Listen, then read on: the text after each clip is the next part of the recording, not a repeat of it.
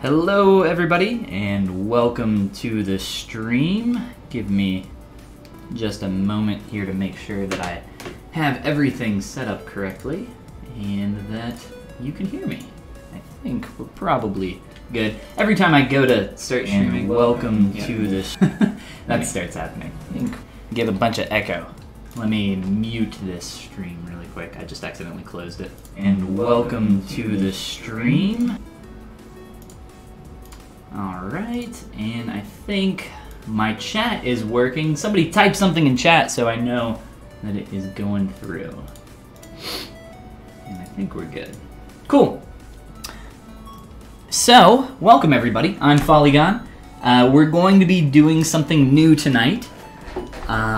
Something that I've never really seen anybody else do. We're gonna see how it goes. I've never really done this before either, so let's just get into it. So essentially what I'm going to be doing is showing off a sculpt that I recently did, and we're going to be treating it a little bit like, well, a little bit like a cooking show. If you've ever seen that thing where they start whatever dish they're making and they're going through all the steps, and then they take the dish and they shove it in the oven and they're like talking about how long it would take to cook.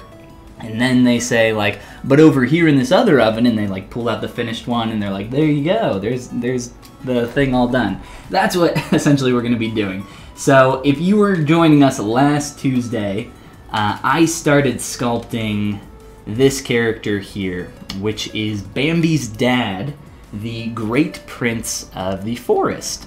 And here's a little concept image of him. I have a few more images that I'll be showing off.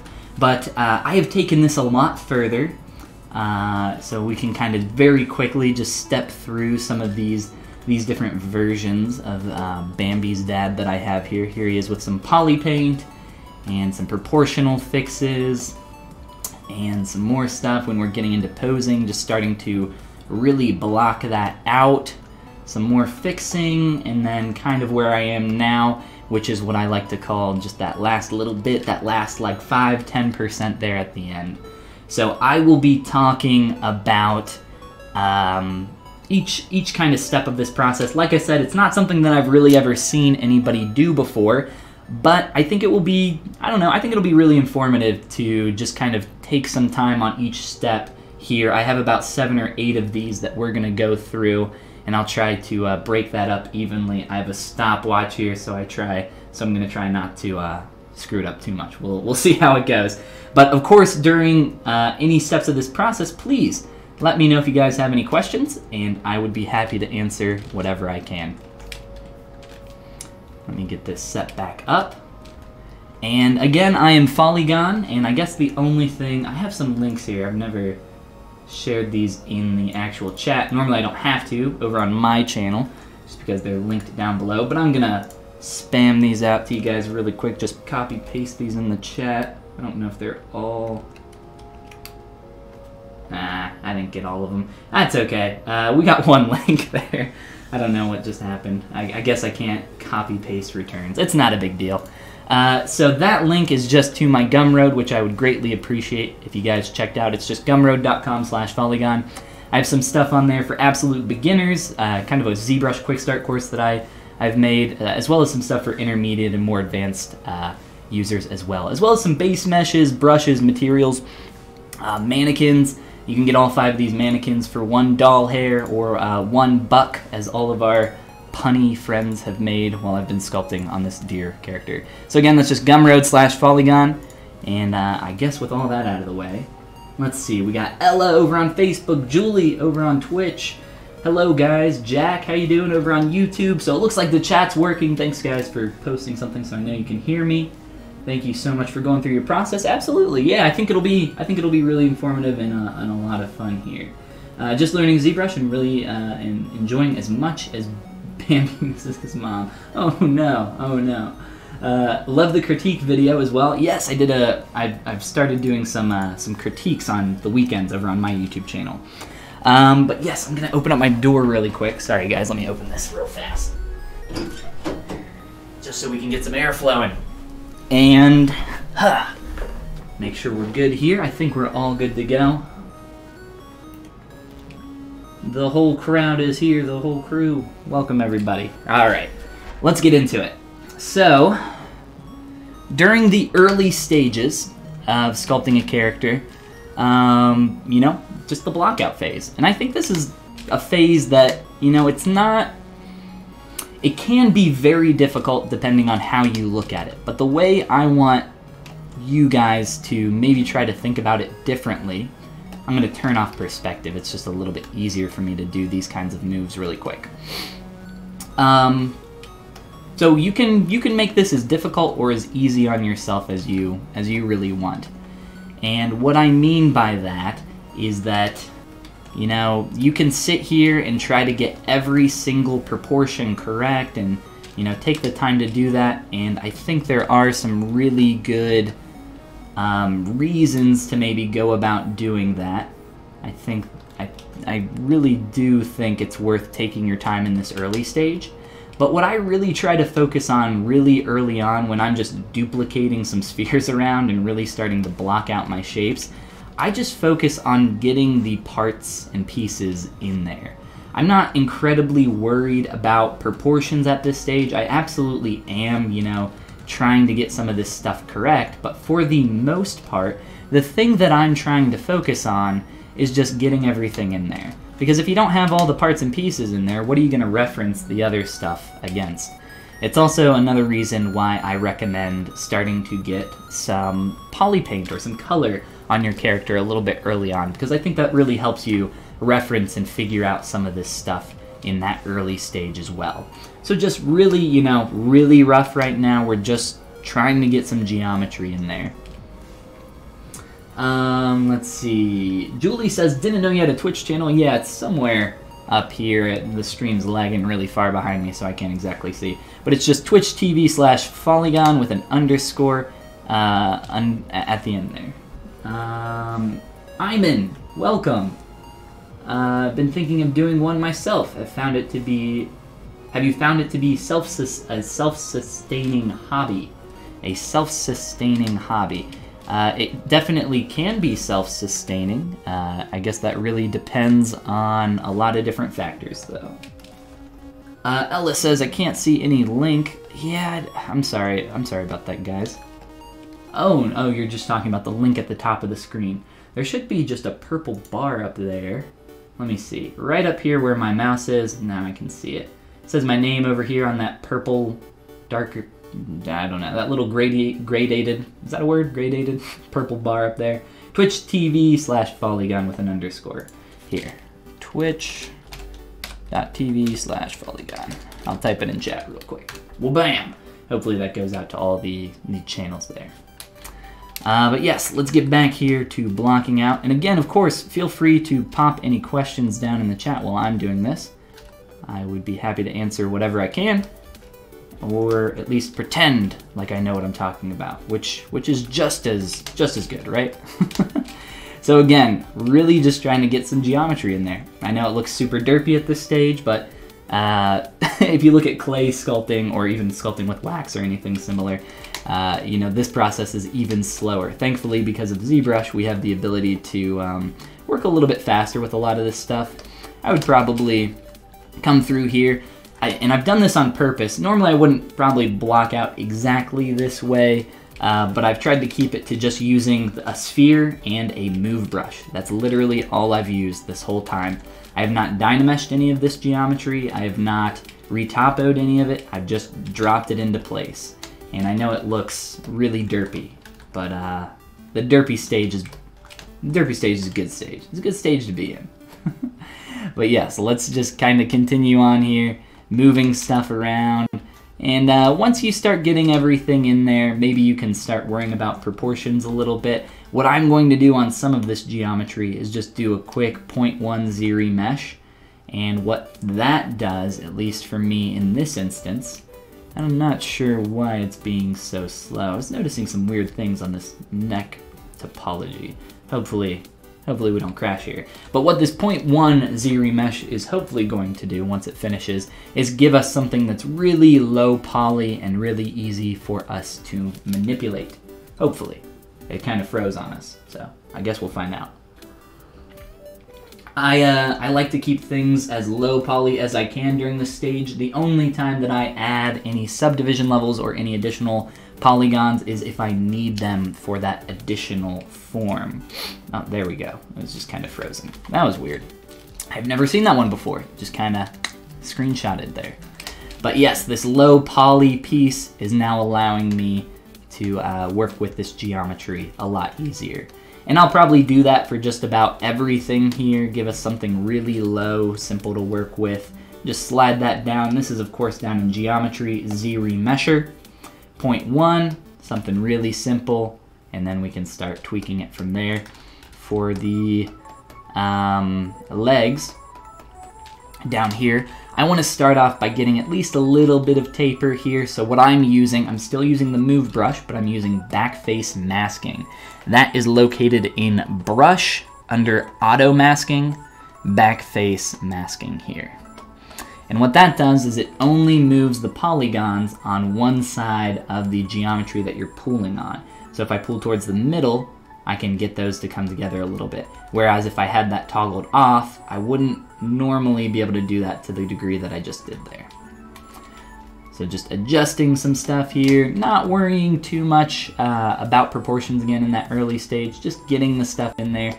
I probably wouldn't start doing antlers or anything like that, but maybe at this stage I would start honing in on each of these pieces of geometry, start really tightening in on the face, you know, starting to get to a point where we're getting that muzzle there, the mouth, maybe start focusing a little bit more on the jawline, pinching through here, and just really start planing out some of this stuff. So I've introduced a new brush. This is the pinch brush.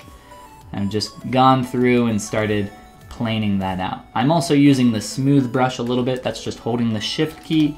You're probably familiar with that if you have used ZBrush for any length of time. Let that quick save happen. I have a bunch of files in this scene, so what I'm actually going to do is go to quick save, and I am going to up this duration to about 40, just so we don't have as many quick saves going off here, because we don't particularly need them right now. So starting to block out some of this stuff a little bit more, push that a little bit closer to what we're going to see in our concept, and just try to spend a little bit more time on each one of these. What I like to do, at least in this really early stage of blocking out, excuse me, my throat, my throat's dying on me. What I really like to do, and it's not really just in this early stage, I would say I try to carry this through to everything that I'm working on. I really like to try to keep things at the same level of finish. So if I'm doing something on the head for, you know, a half hour, I'd like to go back through and go through all my other subtools and start doing that as well. Just so I don't get anything incredibly finished. A good example is if you're sculpting a face and you spend all this time sculpting a nose and you haven't even put in the hint of some lips yet. And that can end up looking a little awkward. So I try to keep things around the same level, and just continuing here with my move and pinch brush. Again, I'm trying not to use too many brushes. Normally I don't really even use that many brushes to begin with, but just kind of pushing and pulling some stuff around, and we'll jump over to the next stage here in just a moment. But let's take a look at chat so I make sure I don't miss too much here. T.S. Whittlebach is here. What is going on? Welcome to the stream. I'm in as well. Ella doing some work. The Whittlebachsta. Faisal just got your tip. Your tip? Your tip of the day. Something. I'm not sure exactly what it was that I said. Let's see. VFX says, how are you from Brazil? What's going on? Hope you're having a great night. Or whatever time it is in Brazil right now. Probably not too different from here. Like your videos. I'll be... Let's see. Okay. I don't know how to speak English. I'm using Google Translator. No problem. I'll do my best. I'll do my best. I unfortunately only speak English and a little bit of Japanese, so I can't translate in real time. Maybe somebody else in chat would be kind enough to help with any questions or anything if something comes up. Thank you, T.S. Whittlebach. I appreciate it.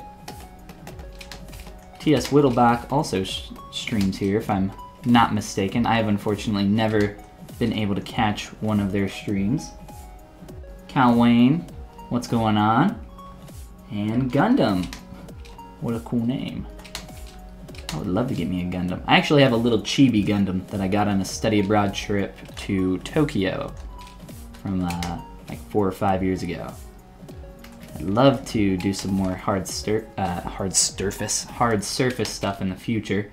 So maybe that'll be on the horizon. Any chance I get to play with the Z modeler brush here is always a blast for me. But yes, let's go ahead and step on up to the next stage. You know, we're putting it in the oven and pulling it back out, part of that cooking show. So a little bit further along in the process.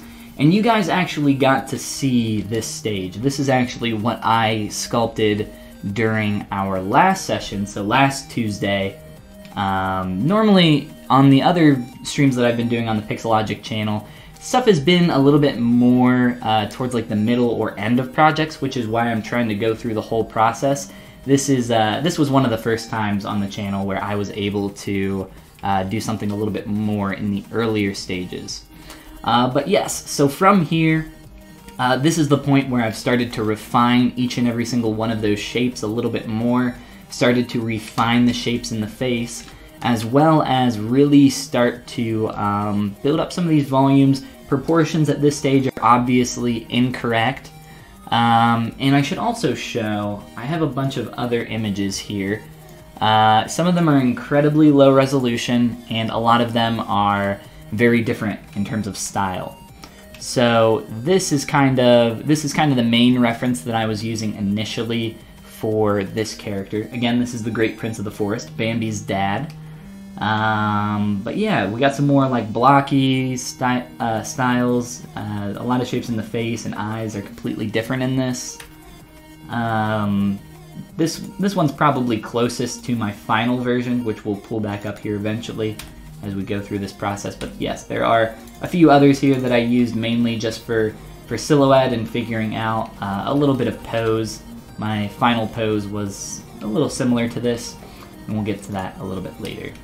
But I just wanted to show you guys some of the different variations for this character here as we continue on.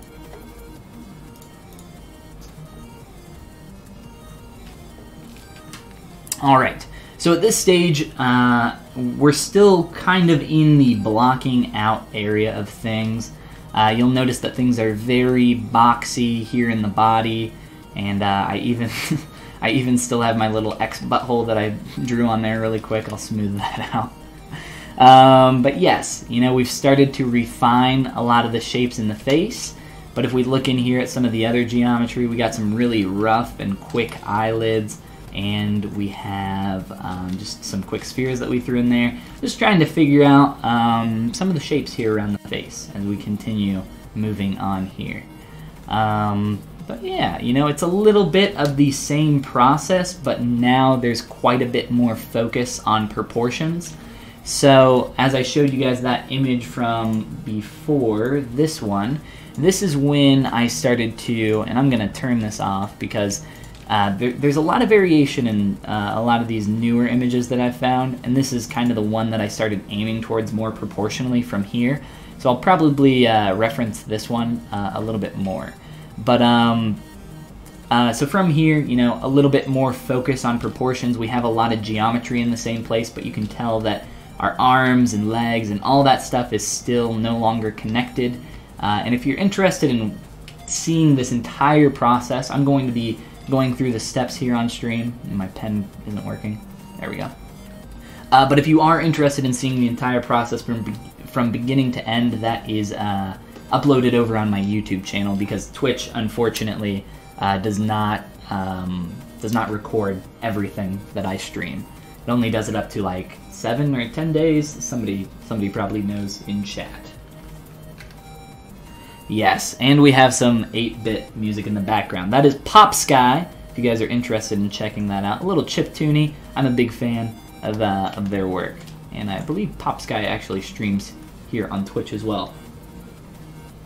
Are you going to upload this on your YouTube channel? All the stuff that I do on my Twitch channel goes up on my YouTube channel afterwards, but all the stuff that I do here on the Twitch channel, I'm sorry, on the brain fart, on the Pixelogic ZBrush Twitch channel goes up on their Pixelogic ZBrush YouTube channel. So if you go on YouTube and if you search Pixelogic on YouTube, you will find their channel and find this. It'll be uploaded probably in a couple days after that. So a lot more focus again is on proportions at this stage.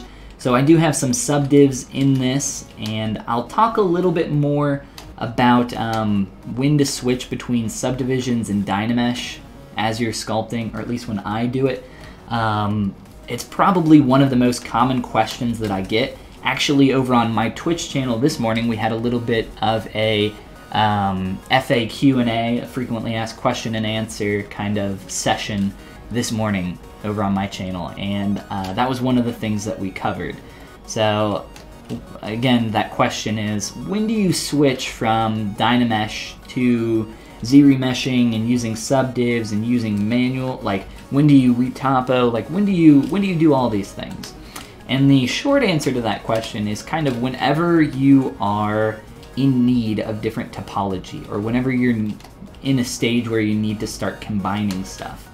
That's the short answer. The long answer is, you know, a lot more complicated than that. There's, you know, it's very dependent on exactly what you're doing. I think you're going to run into a lot of different scenarios, but I think a good instance of something where I could show that at this stage, and I believe moving on into the next one, I'll be merging my legs into my body eventually, and I'll be doing that to help blend some of these shapes together. Because if we look at the silhouette here, if we look at a really extreme angle from the bottom view up, you'll see that from our body, as we're swirling, like coming around here in the silhouette from the leg down to the body, we get this really strong hit there where that leg is connecting to the body.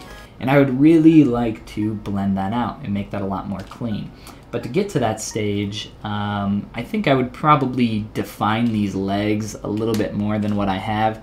Right now, these are just, get out of here, ad block crashing all the time. These are a lot lower poly than, you know, is really necessary, I would say. But it's really not going to matter because we're going to be Dynameshing and messing with them either way. So the main thing that I am kind of focusing in on at this stage is these proportional changes. And, you know, a lot of that has to do with my reference. I'm kind of going off of, I've already sculpted this character all the way through, so I kind of know what I want to do here. I want to get rid of a little bit of the blockiness that's going on in the body. There's a lot of stuff that's wrong in the face, and we can maybe look at that a little bit too if we have time. But a lot of this is just kind of pushing and pulling things around and getting it a lot closer to what I've been seeing in these concept images. Again, I've kind of hidden this concept image because it's not quite the final that we kind of use. We kind of more so use, again, this one here. And I'll pull that up from time to time so I don't have to re-import that here in ZBrush. But yeah, just kind of really focusing again on some of that. One of the things that I like to do during this stage as well is occasionally, you know, going through and just toggling off some of these subtools that just aren't necessary. I'm not working on the head right now, and sometimes it can be distracting. Sometimes it can be helpful to see all that at once, but at least for right now, I would like to maybe work on these a little bit separately, just a little bit more individually. So just working on some of that area. I'm noticing that the torso here, it's definitely tapering in a little bit more than I would like. If we look at the bottom or top view, we can see that this is kind of wrapping around here in the silhouette, pulling in maybe a little bit too soon. So we could start to kind of really widen out this chest region and start to add some additional form in here. One of the brushes that I'm using right now is just the Clay Tubes brush.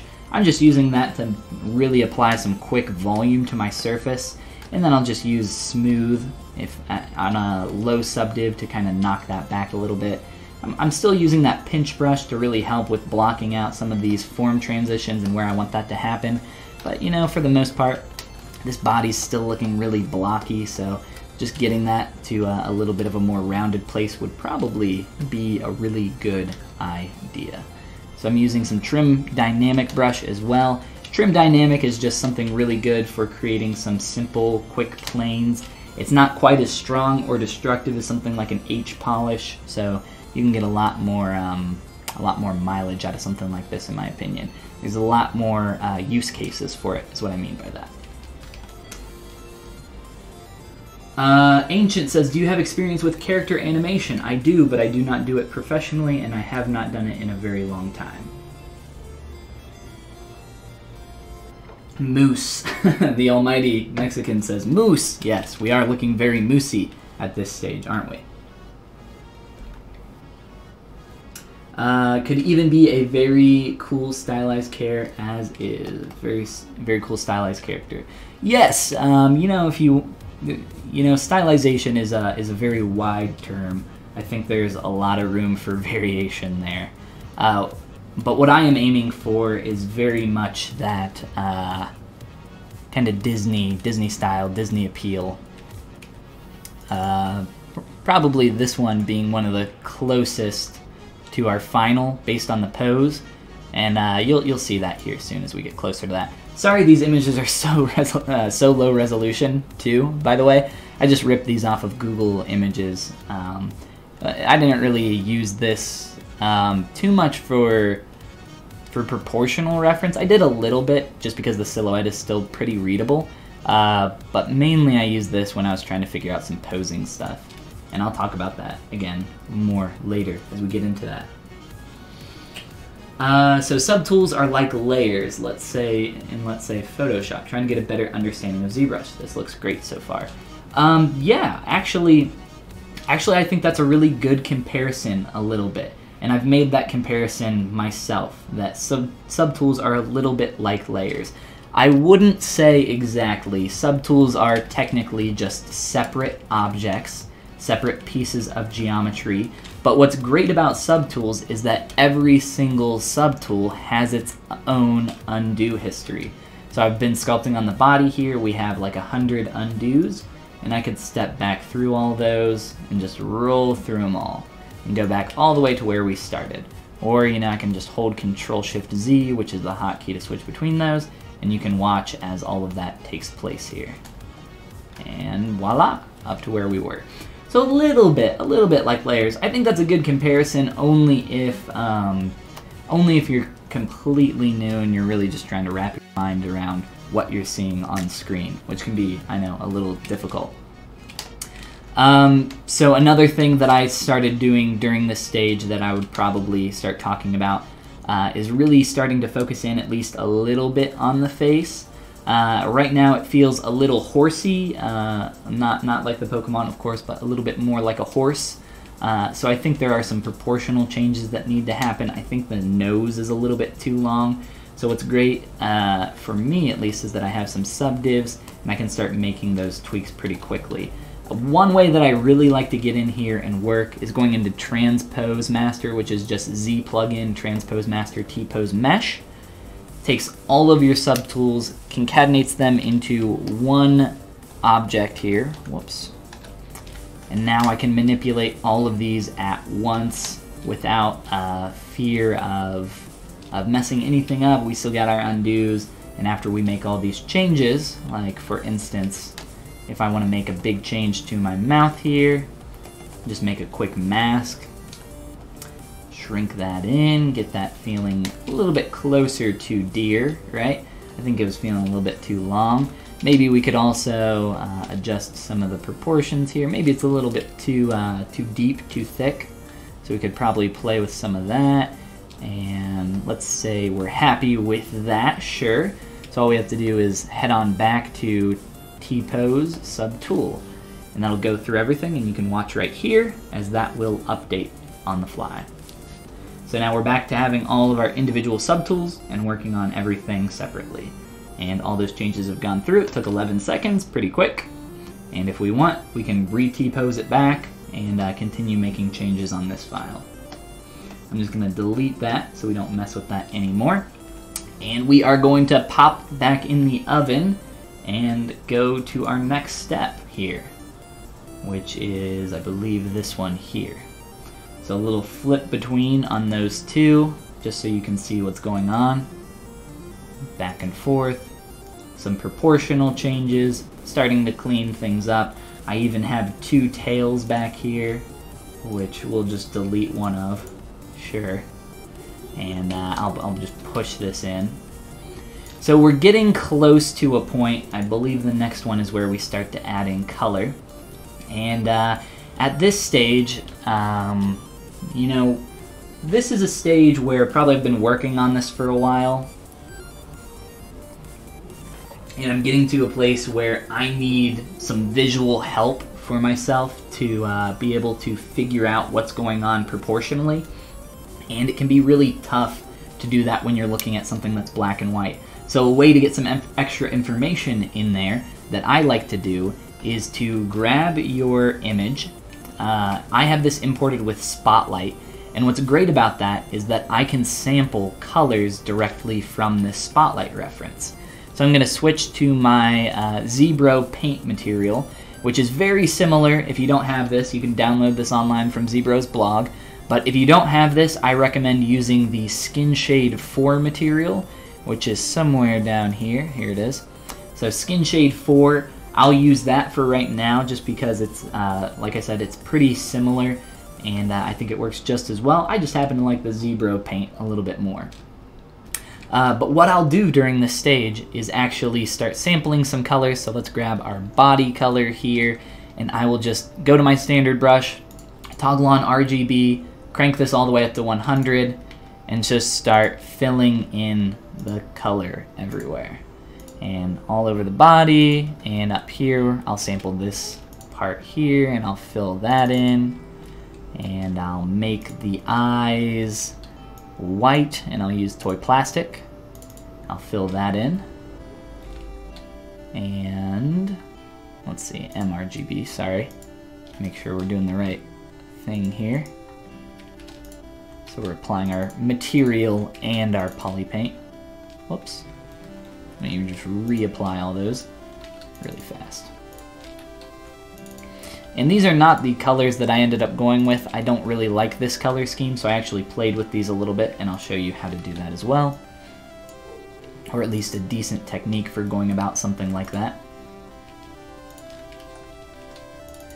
But what Polypaint does is it gives you a little bit of a better idea of just how things are shaping up. At least it does for me. And if you're struggling with proportions and you're at kind of that like still early stage, but you're just really trying to figure things out and you're having some trouble, try throwing some Polypaint on there. I think just even a quick block out for something like this can be extremely helpful. Let's see, it looks like I've missed quite a few things here, so let's scroll back up. Brock says, needs bigger eyes if you're going for the Disney look. We will get there eventually. Human characters in the Disney style typically have such big eyes that their eyeballs touch in the middle. I can maybe pull up another reference of what that looks like. Let's see, I have missed many. I apologize for that. Makes so much more sense. Haven't gotten what used to. And modeling is miles away from sculpting. It's hard to start all the way from the beginning.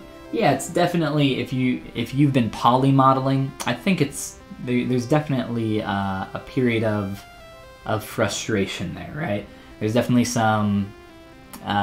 like a skill gap where you have to really just get in there and play with it for a long time before you really start to get the feel for it.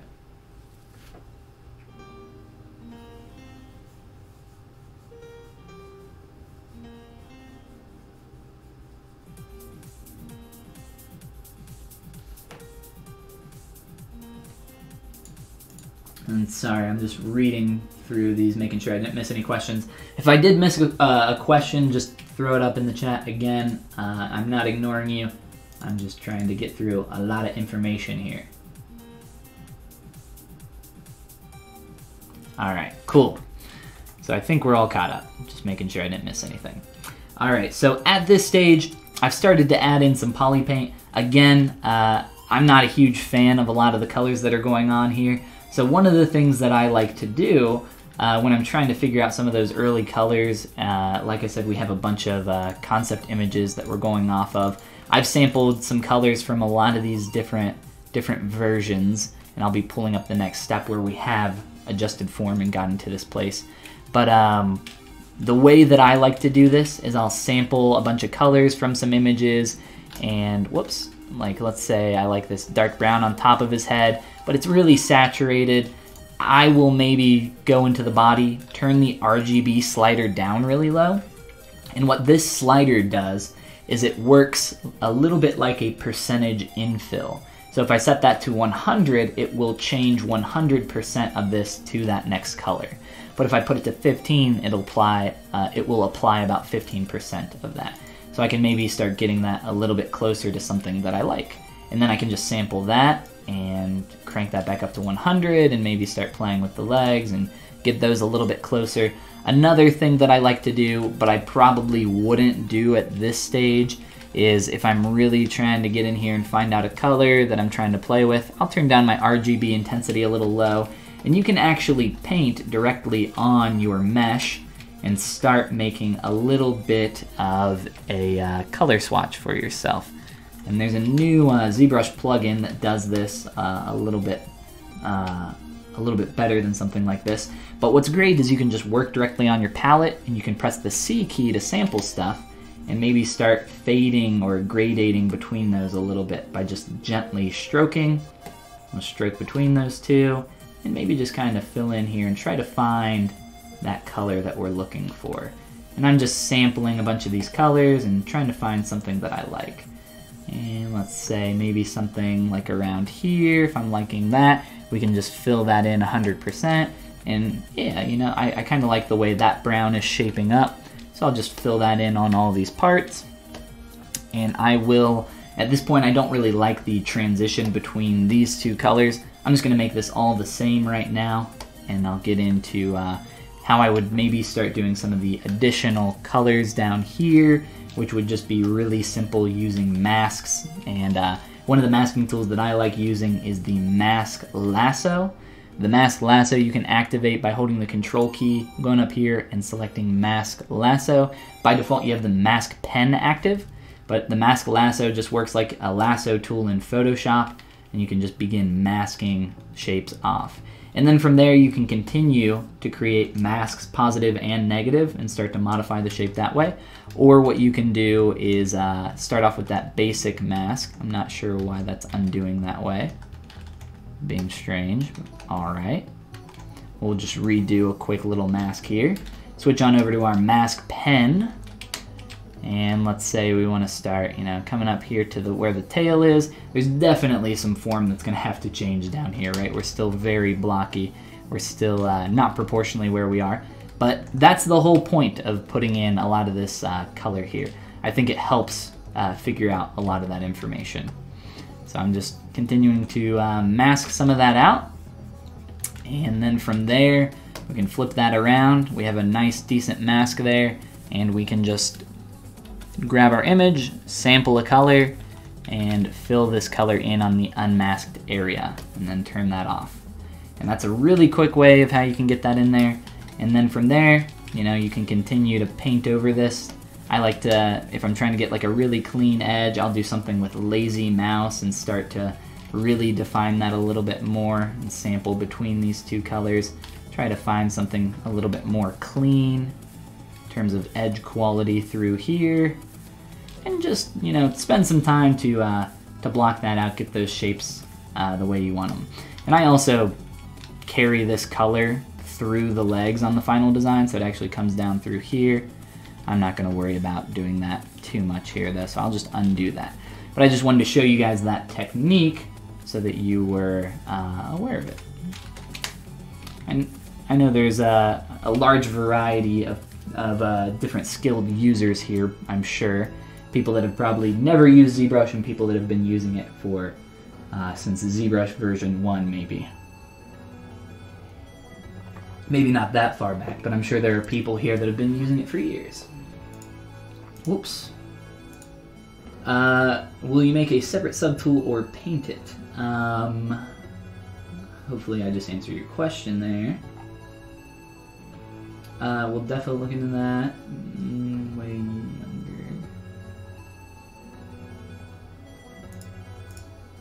That's awesome, Greth. Just saying, everybody's being so helpful and it's super motivational. That's good. That's good. Good job on everybody in the chat for being nice. ZBrush chat playing nice, everybody. I love it. Let me make sure I didn't miss anything else here. Do you like minimalism in stylized works, or do you prefer rich detailing to the detriment of silhouette? I think that's a good question. I think it depends on the concept. If we look at my art station, maybe you can get an idea of some of the stuff that I like to work on. A lot of my stuff is pretty clean, I would say, in terms of the style that I aim for a lot of the time. But here's something that I did most recently, and this is not the typical style that I aim for. This is a little bit more on the what did you say? Rich detailing in the detriment of silhouette. But I don't think the silhouette on this reads too poorly if I were to like make this black and white. But yes, some more examples of the typical style that I will aim for. Alright, so Polypaint. Now the whole reason we've added all this Polypaint in is so that we can hopefully figure out a little bit more information about our silhouette. So typically, I'm during this time referencing a bunch of images, and as I start to like put in some of this stuff, I'm looking here and I'm like, okay, so now what this color here is telling me on the body is that there's a little bit of a plane change right here. And the way that I've kind of painted this, I feel like that line needs to go a little bit lower, and this just helps indicate a little bit of more information about the form to me. And then, excuse me, looking at the deer booty back here, it's like, mine's tapering a little bit too much. We could probably get some more thickness there, so let's try to focus on those two things moving forward. So first thing was that where this line is separating, whoops, we'll grab our mask lasso again, where this line is kind of happening here, I want a little bit more of a plane change. So I'm going to mask off that area and start making this a little bit more narrow through here on the bottom. Start to make his deer booty a little bit more thick, a little bit more junk in the deer trunk, and the Great Prince of the Forest trunk. I know you guys never thought you would see somebody sculpting a deer butt, right? In all your days, but here we are. Those were like the two main things that really stood out to me. And maybe I'll use a pinch brush and really start pinching that separation. And while you're doing this, if you start to get to a point where you're having trouble figuring out what's going on in your form because the Polypaint data is just getting in the way, what I recommend is just toggle that off really quick, go back to black and white, grab your sculpting material, and just spend some time tweaking things in this stage again. No harm in going back to this point. I actually do this quite often, and I think it's extremely helpful. So once you start adding in that color, it doesn't necessarily mean that you're done changing form. I actually add color to help indicate form and figure out which way certain edges are flowing so that I can modify some of that stuff.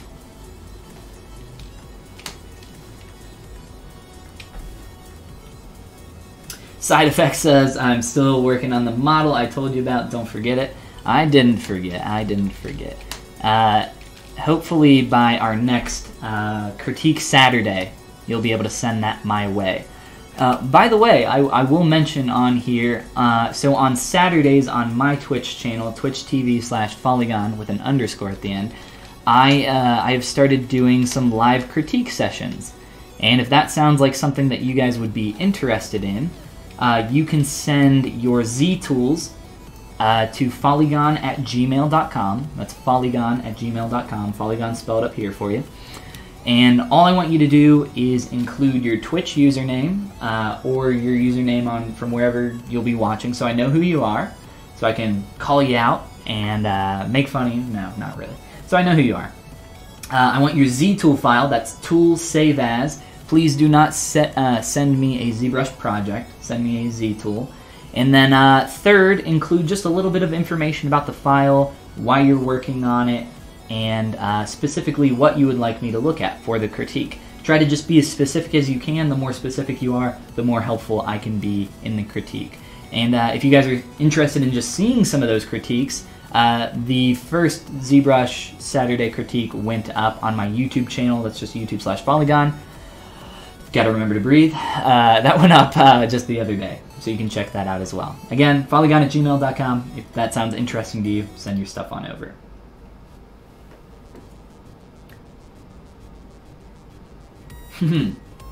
Of course, getting back to work. Thank you for the dear knowledge. No problem. Proto-Potty. Great name. Have a great rest of your night.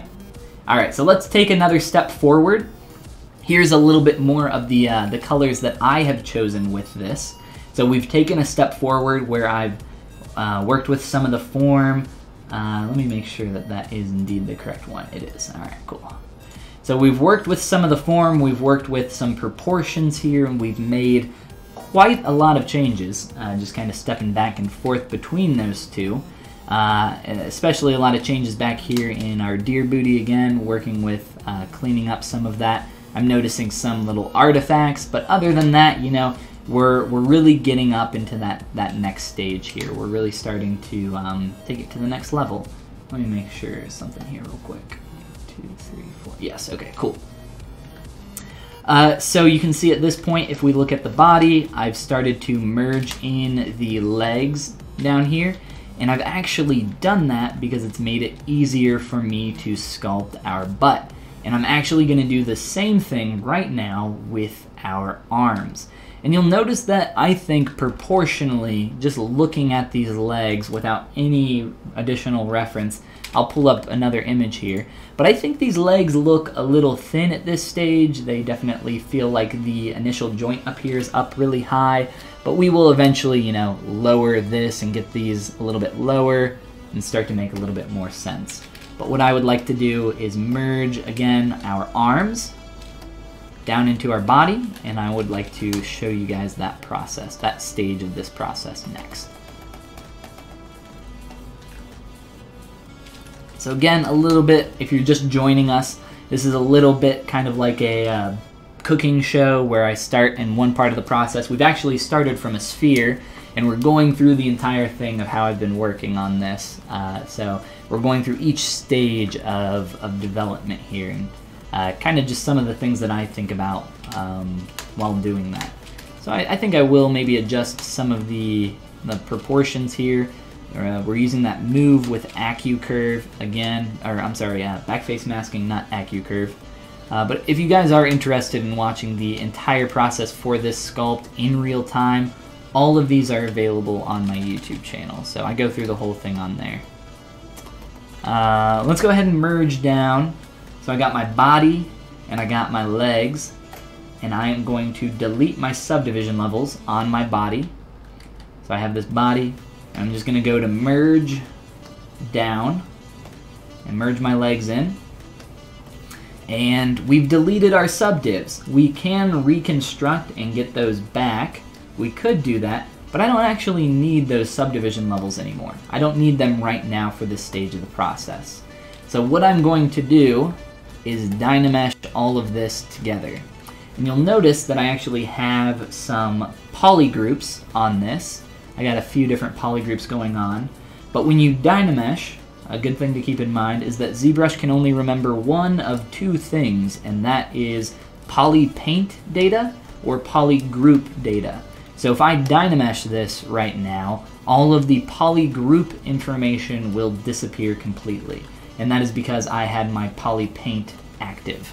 If you want to keep that stuff, all you have to do is toggle off your Polypaint before you do a remesh, or a Dynamesh, and you'll be good to go. So I've merged all this together. Maybe I'll take some time to smooth out between these different areas. But what I really want to do is come in here and actually, now that I've combined these start to get some more workable topology. It'll make it a little bit easier to manipulate some of these forms, and in all honesty, one of the other main reasons is just to clean up our surface. As we're getting through here, the silhouette is starting to get a little bit of a dip in there, a little bit more back here for sure, if we're looking at some of these areas. So we just want to clean up a lot of that and start taking this to that next stage. So I have duplicated this mesh. I'm going to take the top piece, the top one, I'm going to turn on solo mode, and I'm going to Z-remesh this at a target poly count of like 2 or 3 right now. That should probably be enough for something like this. So let's just say 3,000 polys, and I'll click on Z-remesh. I have symmetry turned on, so it'll probably be a little bit closer to around 6,000 to 8,000 polys. And once that is done, we'll let that run for a little bit. I'll check on chat while that's running here.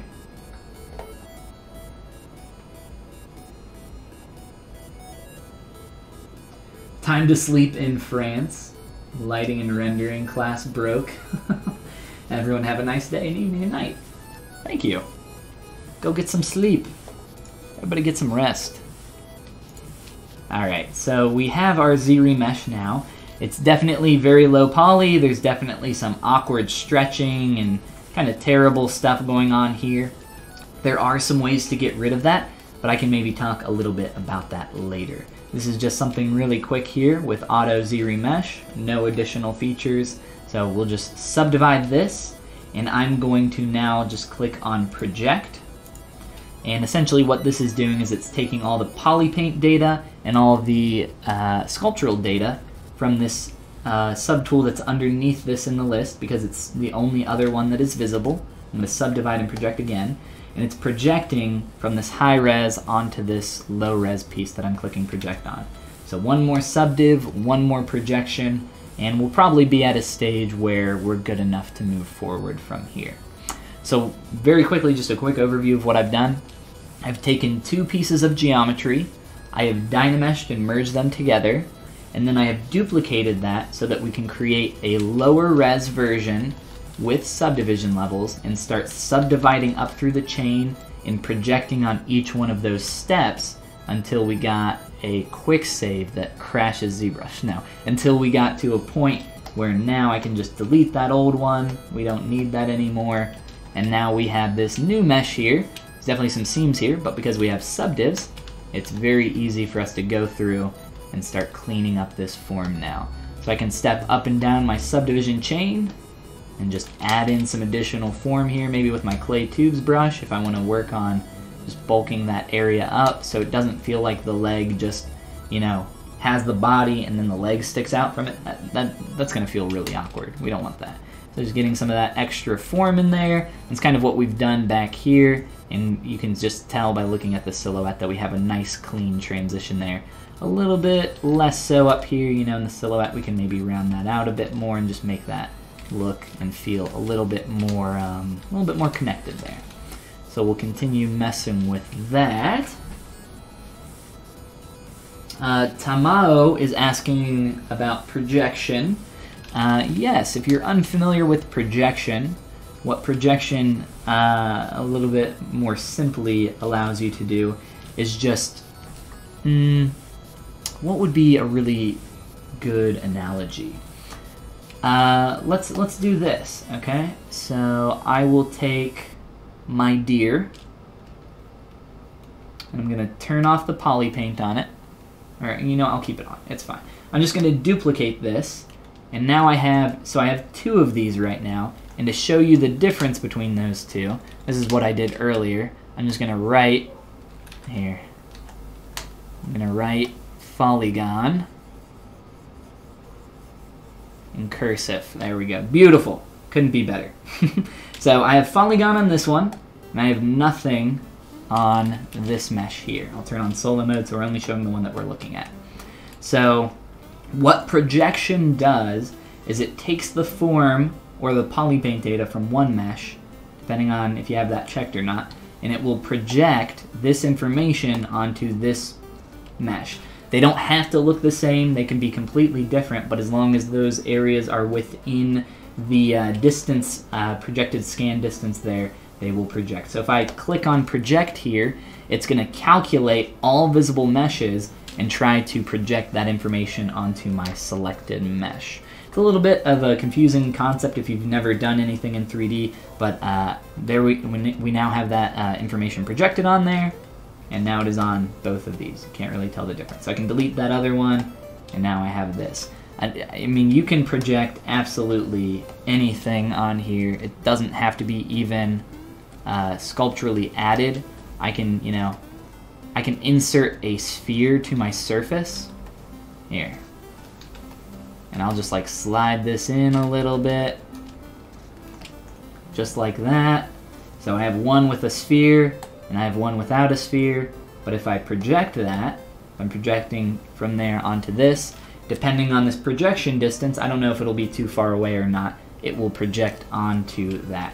And it's obviously just a little bit too far away, I think, so it's having some trouble. So this is the main reason, though, when you do some projection, you don't want to have everything visible.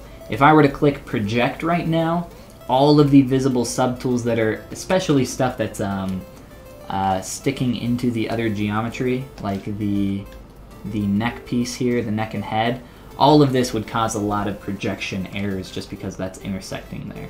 So you're going to be careful and wary of that. But yes, a little bit more cleanup down here, and I think we'll probably move on to our next stage. Make sure we're doing okay on time. King BB, welcome. Welcome back. It's been a while. He's thicker from the front cam. He's a thick boy, that's for sure. So hopefully that explains projection a little bit better.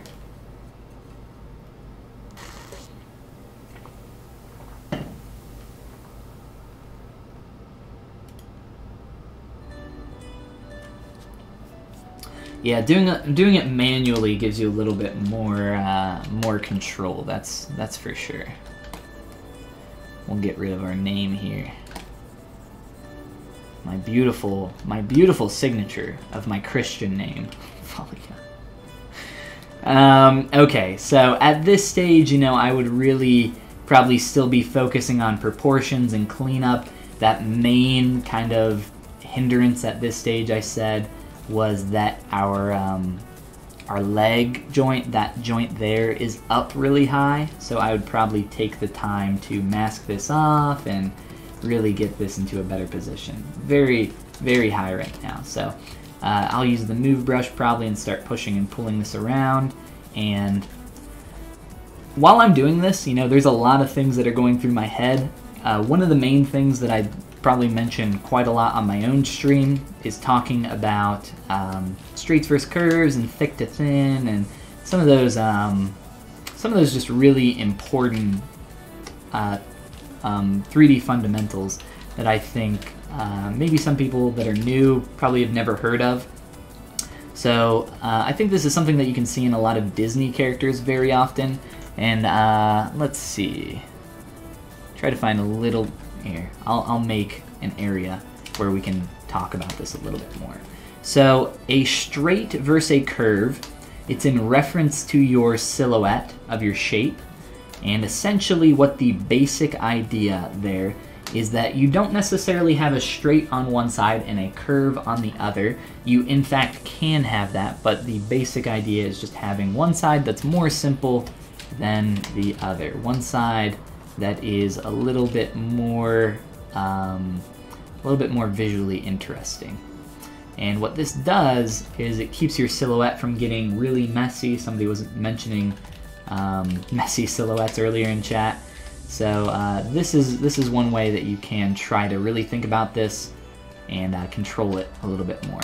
So I have a little bit more of a straight side on this back edge, and the front side has a little bit more curve to it. If I want, I can mask this off with my mask lasso and start to work on that a little bit more and really exaggerate that. If you look through my art station, I have a lot of characters, a lot of finished characters in there where you can see this be a little bit more apparent. And then as we come up here to this second joint, which needs to slide down quite a bit, we're kind of missing the mark here quite a bit. We'll try to, real quick, get this hit here to be more apparent. And essentially what we're doing with this idea of straights versus curves, keeping your silhouette from getting really busy, and it also helps to lead your eye around your character. So when you get to that point where you're maybe having some trouble looking at your silhouette, turn off all your Polypaint, maybe set your color to black. Another thing that you can do is switch to the flat color material. And you will have to just add one value in here somewhere because it bugs out a little bit. Not sure why, but that'll help you just be able to visualize maybe your silhouette a little bit better. And you can rotate around here, look at some extreme views, and get an idea of what's going on a little bit better maybe. Let's switch back here, and let's actually jump forward to our next step, our next stage of the process, which at this point, I believe this is the final sculpt before let's see here. Yes, I believe so. I believe this is the final one before I go into posing. So just jumping back and forth between those, you can see a lot of the proportional changes that I've done. If I look at the profile here, a little bit of lengthening out in the body, getting those legs to be a bit longer, a bit more meat on them bones, and just a few more changes throughout the neck, the head, the antlers, really just kind of everything. So this is the stage that I mentioned I get into right before I go into posing. And posing is, it depends kind of what you're sculpting for in ZBrush, but I do a lot of stuff that's for physical production, so I don't normally end my 3D models in the neutral to go off to something else to manually retopo and manually UV and also, set up a rig or anything like that. So at this point, a lot of people get to a neutral stage and they take it out of ZBrush and go to something else. What I do, because I'm in physical production, I start, posing whatever character, sometimes it's not even a character, it's not even something that gets posed, but taking it to those final stages all the way through here in ZBrush. So we will look at doing just that. And we are going to go back into our good friend Transpose Master to make those changes. So we'll hop into Transpose Master. It's going to concatenate all of our subtools again. And I'm actually not going to be working with symmetry. Maybe if there's some last minute stuff I want to do here, I will do that. But for the most part, not working in symmetry. So at this stage, if you are getting to this point, you are going to pose here in ZBrush just using Transpose Master. Just understand that you are going to break some stuff. Some things are going to get broken and you're going to have to resculpt some things. Think of it like this. If you're working on a character in a little bit of a neutral pose or T pose or whatever, A, T, whatever it is, neutral, arms down, it doesn't matter. But if you sculpt a character with its arms down, and then you sculpt that character and you start getting it into a pose where its arm is raised up, even, 15 degrees, it doesn't really matter. But, you start to do that, some anatomy starts changing. Different muscles are compressing, stretching, and everything else, and that's going to change how your surface is looking. So if I get to a point where, I'm ready to start posing this, and I want to start moving these legs around, I just have to kind of get into a mindset where, hey, some of this stuff is going to get a little messed up, but that's kind of the price that you pay for having the benefit of working with symmetry for so long to help you do things a little bit faster. If you already know the exact pose that you're going to go for, I think you can get into posing a little bit faster. In some of those earlier stages where we were trying to figure out proportions, if you have an exact reference that you're trying to match perfectly, I think you can maybe get into posing a little bit quicker. And that might help you from, not breaking as much stuff later on, but I would say, expect that it's going to happen. All right, so what I'm going to do is, because what's awesome about ZRemesher, or not ZRemesher, ZRemesher is awesome, but what's awesome about Transpose Master is that you can actually create polygroups in here, and it's not going to break anything, it's not going to mess anything up. So I'm going to create a few polygroups for my legs, just to start blocking them out so that I can make some moves. and then I can just control click on those to mask them with my transpose tool or my 3D gizmo. So if you like using the 3D gizmo, you can just control click on a polygroup and it will mask everything except for that. Same down here on the leg. You can grab the eyeball, etc. But I like the transpose tool, so we'll be using that. Do I ever run into problems with projection? You know, not nearly as much as I used to. I know people that are kind of new to ZBrush. The main issue that I think they run into is when you're working on something like fingers or something, toes, anything that's really close to each, like has the geometry really close to each other. That's probably where you're going to get some projection distance issues, or in the corners of your mouth or the corners of your eyes. That's another really popular area where you're going to get some projection issues. There are some workarounds for that, and I'm sure there's some really good tutorials you can find online. I have some free stuff on my YouTube channel. I have a ton of videos that you can dig through. I can't probably off the top of my head think of one, the exact video, but I know while we worked on the witch character for October, or even this one probably has a lot less videos, but if you can find the one where I'm working on the mouth and the corners of the eyes, you'll probably find some helpful info in there about working with projection for those issues. That's probably what I'm guessing you mean by projection issues. Off the top of my head, that's all I can really think of.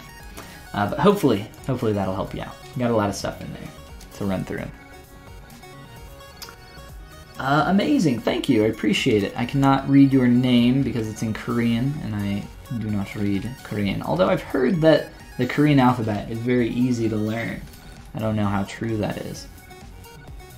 Alright, so during this stage, I start getting some really rough moves into place. I just start, you know, like I said, tearing stuff up. Really start kind of breaking stuff a little bit. Like I said, it's, you know, it's going to happen. But just starting to move some things around, play with some different forms. If I would like to maybe rotate one of these legs out a little bit more, we can start to do that. One of the things that I really like to do when I do get into posing, though, is I really like to start breaking symmetry, just to like finalize that fact a little bit in my head. Like, hey, we're done with that stage. Like we're going into posing. We're doing this. Let's turn off symmetry on everything and start, you know, let's start really like getting in here and tweaking some things around. So maybe we'll get a little bit of turn started in the body. You could even do a little bit of twist. Try to line that up and just start to get one of these legs. Like I said, if we're putting the weight on that front leg, you know, there's going to be a little bit of a lilt down in the shoulder, even up through the neck. We can maybe start getting a little bit of twist and everything else. So there's a lot, but there's a lot that we need to do during this stage just to start blocking out a pose. And I typically spend a lot of time in here. But the main thing that I want you guys to really kind of just get in your head is that, you know, some things are going to break, and it's okay. It's okay to let a lot of that happen. Just kind of don't get attached to your stuff. And I think that's kind of good general advice. Just not get too attached. If you guys know, I'm gonna butcher it, Mercurial, I did say it right, Mercurial Forge on ArtStation. Go give them a follow if you don't already. But he always says nuke it into orbit, like when he's talking about his portfolio and bad art in general. That's the first time I heard that. He's an awesome artist, and if you don't already, go give him a follow, like I said. Does some good stuff. But yeah, just starting to really twist up that head. You can see that we're starting to run into some issues here in the neck, so I would probably take some time to start moving some of these forms around, really cleaning this up. You're noticing probably that in through the neck here we're starting to get some stretching, and that's okay. We can really come through here and make sure we're getting really clean. And this is a lot of stuff that I obsess over in my form, making sure that things are, you know, really following and doing exactly what I want. Taking the time to do that here isn't too much of an issue. But as we start to move that even more, it's good to do this, you know, in stages, so you're not like completely breaking something. I don't turn this head 90 degrees and just have the geometry like sticking all the way out here. That'd be no good. But yeah, we're starting to turn some of this in the body. I think we're starting to get a little bit too much of a bend in one area in the body here. It's looking a little unnatural. So maybe we'll start to clean up some of that form around here. And like I said, resculpting some of these volumes. And you would have a lot more to do on something that was a little bit more realistic, but because this is pretty heavily stylized, there's quite a bit of cheating, I would say, that you can do here. What I mean by that is there's some stretching and squashing and some other stuff that you can do to make some of these things, like if you start moving the leg really far forward, maybe you can stretch that out a little bit. I try to keep a lot of my stuff really close to the same length. I like to keep things grounded in reality, even though it is a stylized character. It's because it starts to look a little bit too pushed, in my opinion. And you know, kind of depends on what you're going for. But I like to keep things, like I said, a little bit more grounded in reality. Maybe we can start moving this leg back. I believe I have this pretty far back, and I'll show you an example of some of this stretching here. And I'll talk a little bit more about silhouette on this back leg, making sure we got time. I think we do. So start to move this back, and what I'm seeing here, looking at my silhouette, is that, you know, we're getting this rounded shape from the butt into the leg, into here, and then a straight down. So that silhouette is, you know, maybe it's okay, maybe you think it's alright, but what I would like to do is try to simplify a lot of this. So the leg is going back, we're getting probably some more tension in a lot of these areas, so I think we could probably straighten out some of the form going on through here just to simplify some of the curve going on.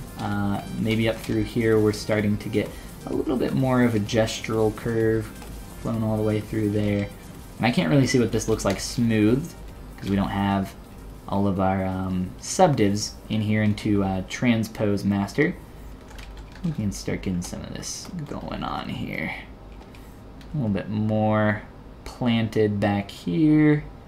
And then again, maybe one of those instances where we start, you know, doing a little bit of stretching. And I'll probably, during this phase, you know, if there's any proportions or anything that I need to fix, I'll start doing that now.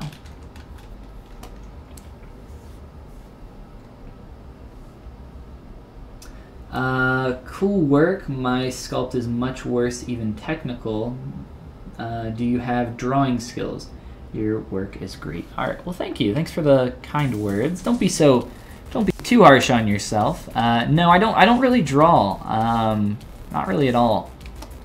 You know, I think there's a lot of overlap between a lot of artistic fields. Maybe more between something like drawing and painting, right? Although you can be amazing with a pencil and terrible with a paintbrush, and vice versa. I think there is some overlap between 2D and 3D. A lot of principle stuff that will carry over, but you know, I don't think it's necessary for you to.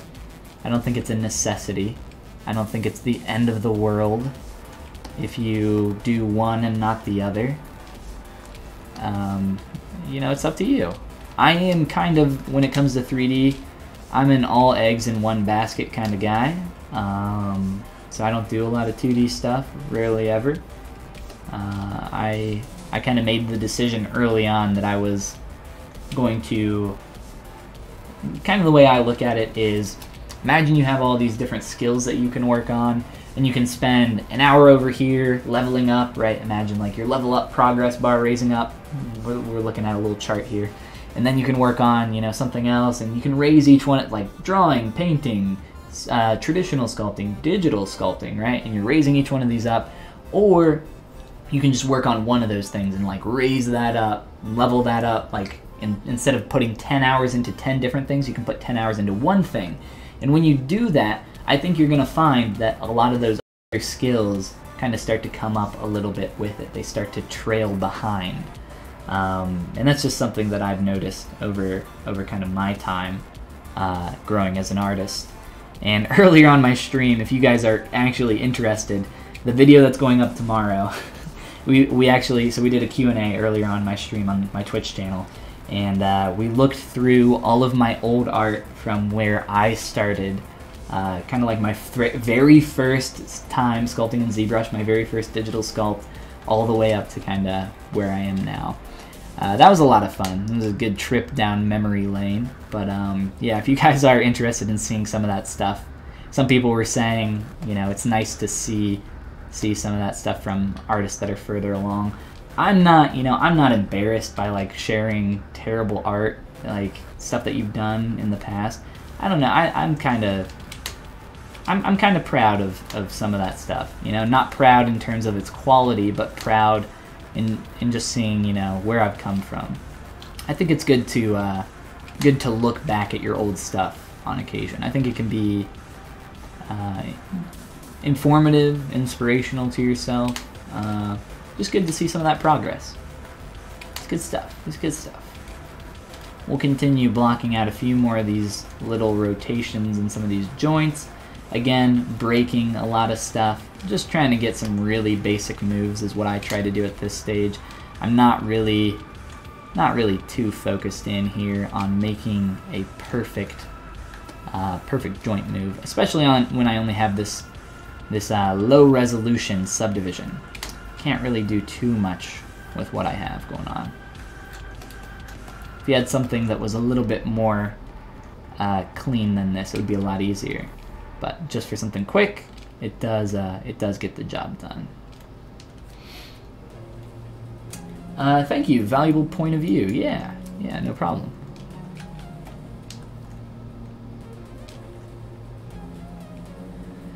I think that upper joint probably needs to come back a little bit, but we're over time in this stage, so I will be transposing back just so you guys can see exactly how this works. Z plugin T-pose subtool. So it's going to start warping all of those subtools back to the moves that I made there. Did it really quick in just 6 seconds. And let's see. Yes, I think we will just go ahead and take a step forward into the posing process. So this is probably after a couple hours of hanging out in that transpose stage instead of just taking like, 10 minutes of what we just did. So hanging out there for a couple hours, hopping back and forth between these two and really kind of starting to push this forward. And at this stage, I don't know if you guys have ever heard the saying, art is never finished, right? It's only ever abandoned. And I think that's definitely true in a lot of cases where, maybe you call this done. Maybe you're like, okay, cool, let's move on to the next thing, right? We're good. But I like to push things a little bit further every time I work on them. If you do get to that stage where you're like, I just don't know what to do. I don't know what to do with this. One of the things that I find very helpful, and I'll do this right here. I think stepping through these, it's a little bit more obvious where maybe some areas that we could tweak and work on could be, but I would like to show you this either way. And I think, yes, I do have Photoshop open. So one way that you can do that is by just taking a quick screenshot of whatever you're working on and just paste that in Photoshop and then flip your canvas, which I have set up to a hotkey. And just flipping your canvas, and that'll help you get an idea. And we'll do this just so we're focusing on only our image here. And I have a paintbrush, I think. Yep.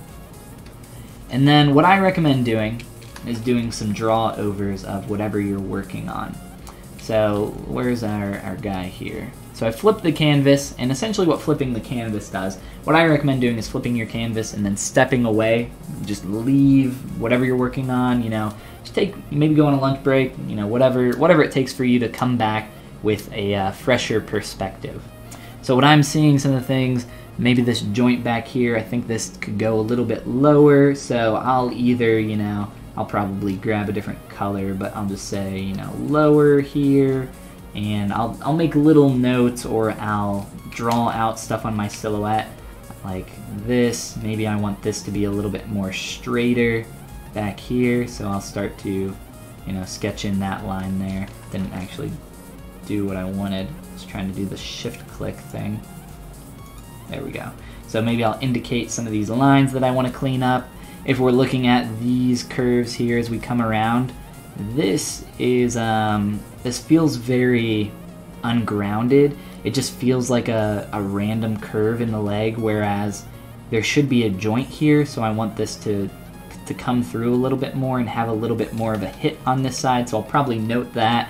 I'll note it over here as well, and just go through here if there's stuff in the eye that I'm not liking. You know, if I want to change any of this form up here, I'll indicate that. There is some stuff that's different up in the ear. I actually need to paint in some of this additional stuff here. So maybe, whoops, I'm using ZBrush shortcuts on accident. So maybe I'll indicate that I need to paint in, you know, some of this stuff. You can do a quick paint over of your own work. Can be nice, can be helpful. But yeah, just come in here, flip your canvas. I think that helps you get to see things in a new perspective. And then after you're done, you can head on back to ZBrush. Another thing that's really helpful for me that I have found is once I'm in this stage, just go down to Merge and click on Merge Visible. And that'll take everything and throw it in a single object here. Depending on how many subtools and how high your poly count is, you might not want to do this. But I'm going to do that. And then I'm going to click down into Deformation and click on Mirror. And this has mirrored my Great Prince of the Forest. And it's now allowing me in 3D to look at this from a just completely new perspective. And with this character, you know, he's pretty symmetrical and it's not that drastic of a pose, so maybe it's not that big of a difference, but, you know, in 3D, I can now, you know, quickly come through with a move brush or something else and start, you know, manually tweaking this stuff and starting to really notice, wow, yeah, these are up too high, okay, maybe it's just this one on this side, maybe this one is good, okay, that one's definitely way higher, is it the pose, you know, come through here and start indicating a lot of this information. You can even, you know, sculpt on your surface and just like directly indicate that something needs to change. I find that to be pretty helpful as well. So I'm just going to delete that and we can start talking a little bit more about this last kind of 10% as we get in here. Can you tell us what your YouTube is? Yeah, it's just YouTube/Follygon. Literally, I'm Follygon on everything. You just give it a Google. I'll post it there in chat. But just Google Follygon and you'll find all my stuff. If you go to Follygon.com, that's maybe the easiest way, Follygon.com, you'll find links to all my stuff on there. Here, I'll just copy and paste that into chat as well. And it looks like maybe it's having a little bit of trouble posting my comments. I don't know if those are coming through or not. Let me check here. I think they are. I'm not positive, and I apologize if the technology is failing us. But Follygon.com, that's probably the easiest way to find all that stuff. I'm out of tea. I'm all out of tea.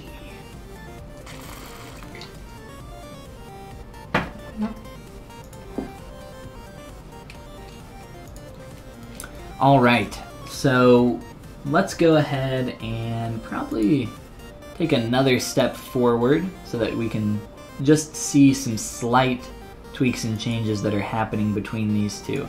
Mostly in the legs, and I actually even take this a step further and start doing some more stuff with those. But I want you guys to see some of these really kind of just small changes here that are happening that I've been mentioning about moving some joints around and starting to make some of these feel a little bit less noodly in the legs. So really starting to define that. And I think a lot of that becomes a little bit more apparent. Squaring out the chest, doing a few more things. I think it's a little bit more obvious back here.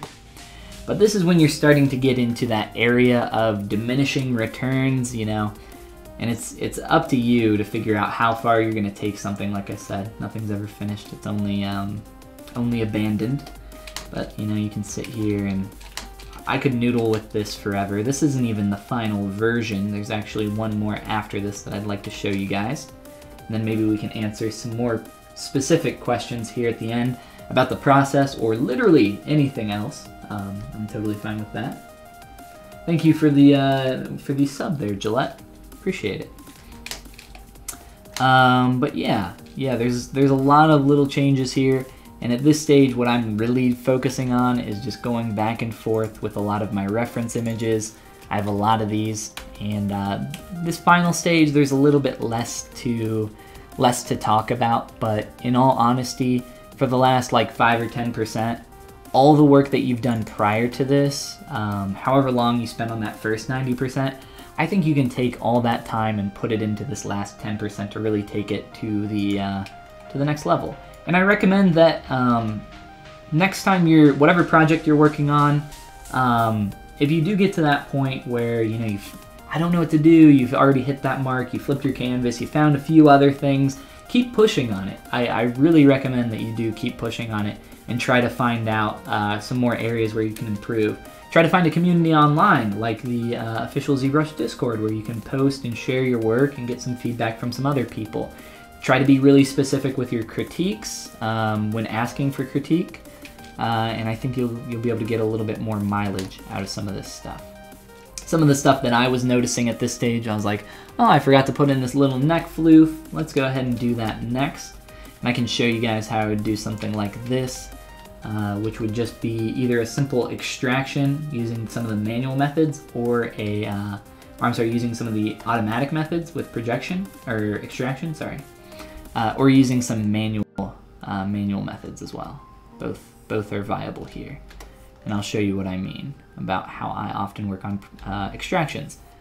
And I could also talk a little bit about some of the frequently asked questions that I get about a lot of this stuff. We covered a lot of those on my my last stream over on my channel this morning, but I would not mind going back over that stuff. I think they're frequently asked questions for a reason. So what I'm doing is I'm using some selection brushes. I'm holding Control and Shift, and I am using the Select Lasso. Select Rectangle is the default brush. And what I'm doing is I'm just selecting geometry. I'm holding Control and Shift, and Alt in this case. And then I'm going to where is it? Modify topology, delete hidden. A lot of these functions I have in my hotkey menu that pops up here on screen often. You'll probably see this floating around all the time. You can just create a custom menu and then set a hotkey to that custom menu. It's in your preferences, somewhere in here. It's been a while since I've made, there we go, custom UI. So you can make some custom menus for yourself. And then if you Control-Alt-click anything in ZBrush, you will be able to set a hotkey for it. So for instance, if I wanted to set a hotkey for transparency, I would, or let's do a menu. Let's do the light menu. So if I hold Control and Alt and click that, press any key combination. So let's say Shift L. So now whenever I press Shift L, it will open up the light menu. So that's pretty handy. I use that quite often for my custom pop-up Folly menu. This is just all my most used stuff. But yes, let's get back in here to creating this little extraction piece down here. So the reason that I've done this kind of butchering of my geometry is just to make this selection a little bit easier. So now I can come through and just mask off some of this stuff, maybe start to get that basic shape without worrying too much about that going through to the other side. Then I can use my mask pen, really start cleaning this shape up. Actually, you know what? I'm not going to clean it up. I'm just going to leave it how it is. So instead of using the typical extraction method, which is down here, this button, because this method is, you know, I think this method works fine, but for what I'm going to use, I'm going to do it a little bit more manually, and you'll see that you have a little bit more control over what you have going on here. Did I use ZRemesh for this asset? I did use ZRemesh, and I also used Dynamesh. That's actually one of my most frequently asked questions as well, much like some of the stuff that we've looked at. But we're kind of nearing a little bit towards the end of the process here. So if you are interested in seeing the entire thing, that'll be up on the Pixelogic ZBrush YouTube channel, probably in the next day or so. But what I've been doing here is I've been stepping through from sphere blockout and monstrosity to blocking out more and more, and just taking the time to go through all of these steps of the process until we've gotten a little bit more where we are now. So we're looking at doing some manual extraction, which what I'm going to do here, I'm just going to turn off the Polypaint, and we're going to ZRemesh this. But when I do that, we're probably going to get some problem areas around this jagged edge. ZRemesh does not like open-faced geometry with jagged edges. It's done a pretty decent job with the edges, but you can see that our geometry is very dirty. So what I'm going to do is go to edge loop, run a groups loops function with just the default settings. That's going to clean up the edges to get rid of a lot of that jagged stuff that we have going on. And then I'm just going to run a ZRemesh on this again and see what it does. See how clean the topology is. And it'll probably still be a little janky. There's some errors going on here. So let's look at how we can maybe clean some of this up. I'm going to delete this little top lip very quickly because it's going to cause us a little bit more trouble than we want, I think. You know what? No, we'll just leave it in. We'll try to make it work with that little flip up there. So if you guys are familiar, there is a brush called the ZRemesher Guides brush. And what the ZRemesher Guides brush does is it allows you to draw out some curves on your geometry and help indicate to ZRemesher exactly how you want some of that topology to flow through there. So I'll just indicate with a few of these lines, hey ZRemesher, I want you to follow maybe this basic pattern here. And we'll see how that does. I am ZRemeshing very low, so I think it's going to have a few problems. We'll see exactly how well it does here. It definitely did a lot better, but we're still getting some stars, some weird stuff going on. So how do we get some cleaner topology out of something like this? So I have the basic shape.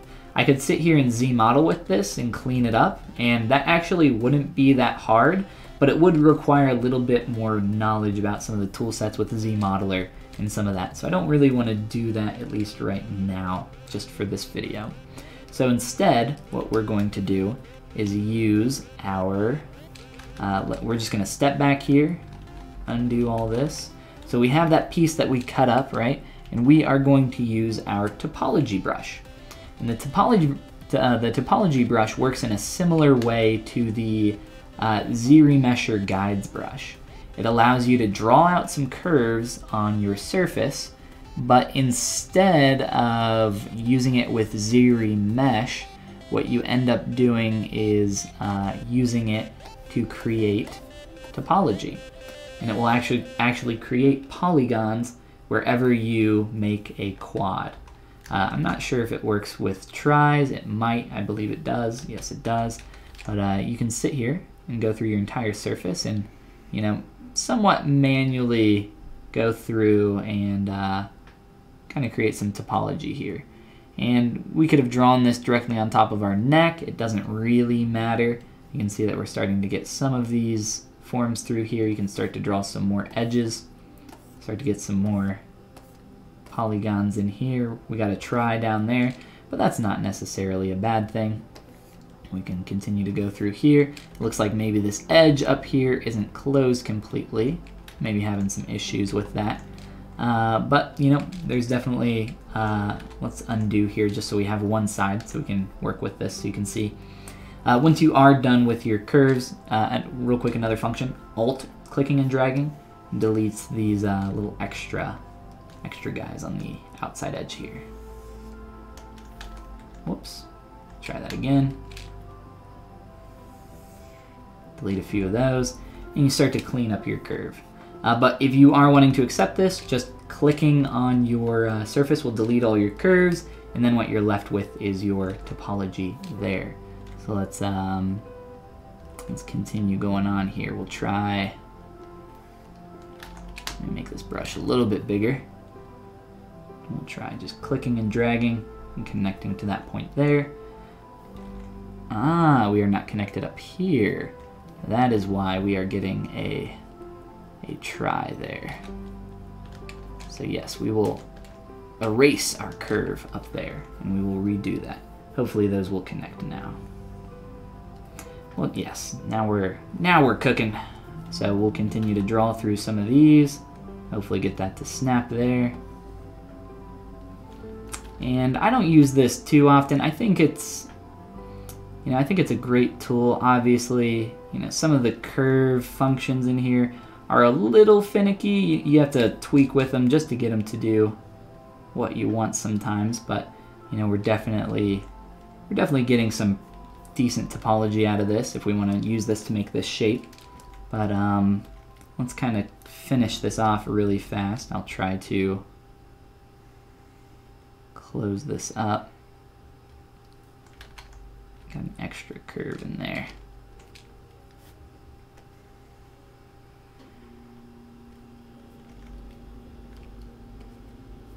Try to get that to snap there. I think maybe it worked that time. There we go. Like I said, maybe a little finicky, a little bit more finicky than I would like personally, but just getting that through there. A little bit more up here. And then we'll draw out that final curve. I'm just gonna draw it from down here. All right.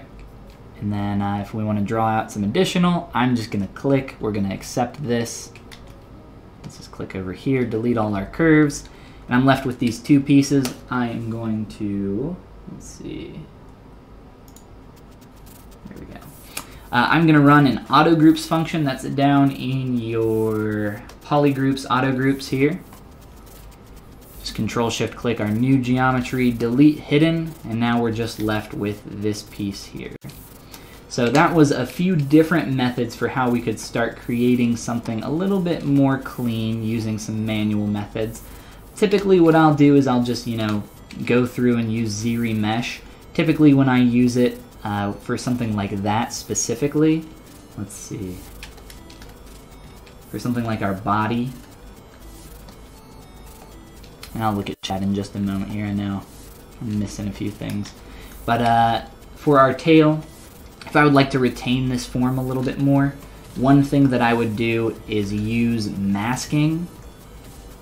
Draw out my mask shape, something like that. Control W, polygroup that. I'm trying to do this quick so you guys can see, because we're getting a little bit later on time.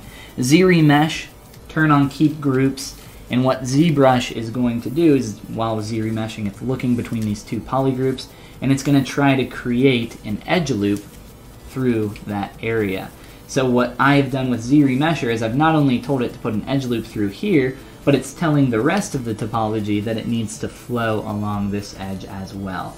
And dropping that even lower will make that even a little bit easier to work with. And then you can go through with your Z modeler brush, delete, edge loop complete, and start deleting and cleaning up some of these edges if we wanted to make this even lower poly and start to clean that up a bit more. Some of these are not perfect edge loops just because of ZRemesher. You can see that we have a star going on down here, right here. But spending some more time, I ZRemeshed this very quickly. Spending some more time, we would be able to clean that up very easily. Could even close off that last part and then close holes by bridging our edges this way, and that would work just as well. So that's more the typical way that I would do it, but I was trying to show a few different methods there. So hopefully out of all of those, you can find something that you enjoy using. The last step on something like this would be to add some thickness.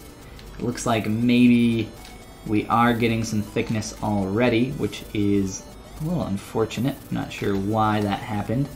So let me try. Ah, okay, I actually do know what happened here. I'm gonna undo real quick, step back. So when you tap to create your topology on something like this, depending what your draw size is, that will define how thick this becomes. So if I tap, oh, let me turn on my topology brush again. If I tap, that will make that a little bit more thick. If I put that on 0, it will give us, or I'm sorry, on 1, it will give us what we're looking for,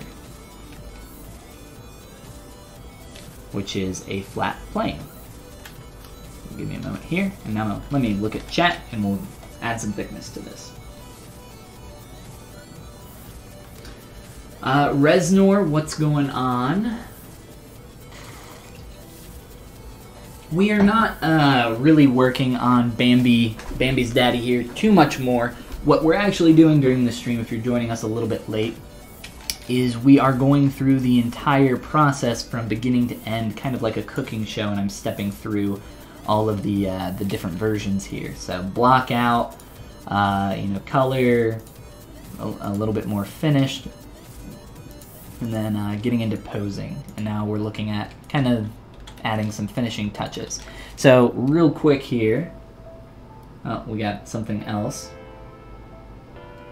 You can alt-click outside of the drawn curves and it will get rid of any extraneous curves, is what Doug is saying. And then he says maybe that's wrong, so he doesn't know. I really don't know. Like I said, I don't use it too often, so it's not really all that hard to test out. So I'm not sure why it's not giving us a poly there. Here. You very well may be correct. So alt-clicking outside, maybe alt-click and drag. Oh, you mean on the surface. There we go. Yes, that is a function. I thought you were talking out here. Well, there we go. You can get rid of all extraneous curves by doing that. Alright, so I'm going to use the Z modeler brush. I'm going to hover over a face, hold the space bar, extrude all polygons, and I'm going to manually have control over my thickness here. So now I can just click and start dragging this out to exactly where I want. And one thing you do have to keep in mind when you use this function is that you have to go down in your display properties, make sure double is unchecked, just to make sure that your normals are not flipped. If I flip this, sometimes when extracting you'll get something that looks like this. Just come on down here and flip your normals, and that'll help you out. So from here, it's just a matter of moving this into place, sculpting it up, adding some more subdivs, and starting to get this to feel a little bit more at home. If at this stage I would like to get a little bit more form out of these edges, I would probably want to insert a poly loop around the portion of this so that I can get a little bit more control. You're seeing that the turning of the edge down here, because it's not a quad, is kind of screwing things up. So I'm going to, oh no, that is a quad. It's an awkward quad with a try on one side. It's going to do a quick cheat. I was going to show you guys a quick cheat if that was not a quad there. Maybe I could still do it. Maybe I can make that a try real quick. Can I do that very quickly? Let's see.